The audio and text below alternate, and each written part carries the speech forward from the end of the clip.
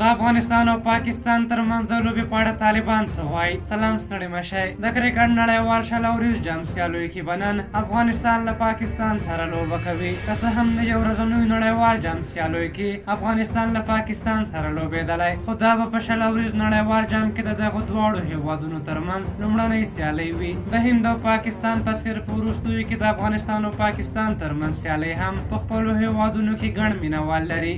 دغه لوبه د افغانستان لپاره خورا مهمه ده. افغانستان په خپله لومړنۍ لوبه کې سکاټلند ته په لوی توپیر ماتې ورکړې وه، خو پاکستان بیا د دغه ګروپ تر ټولو قوي لوبډلې هند او نیوزیلینډ ماتې کړې دي. د اکتوبر پر 25مه د افغانستان او سکاټلند ترمنځ د همدې لوبې له پیل مخکې د ملي سرود د اورېدو پر مهال د افغانستان لوبډل مشر محمد نبي ونتوانېده چې خپل احساسات قابو کړي او سترګې یې له اوښکې ډکې شوې. د یادونې ده چې طالبانو له واکمنېدو وروسته په افغانستان کې خپل بیرغ رپولی، خو په نړیواله کچه لا هم د افغانستان درې رنګه بیرغ لیدل کیږي او افغان کرکټ لوبډله هم په شل اوریزه سیالیو کې له همدې درې رنګه بیرغ او د افغانستان له ملي سرود سره د لوبو میدان ته ورغلی. د طالبانو یو ویان سویل شاهین په خواله رسنیو کې د ملي بیرغ اړوند بحث ده چې د جنرال مبین په نامه د طالبانو یو پلوي له لوري پیل شو. په اشارې سره وویل لومړی خو دا چې جنرال مبین خپله خبره بیرته اخیستې او بله دا چې د نوموړي څرګندونې غیر رسمي وي او د طالبانو له حکومت سره هیڅ تړاو نه لري او د کرکټ د لوبغاړو په اړه خبرې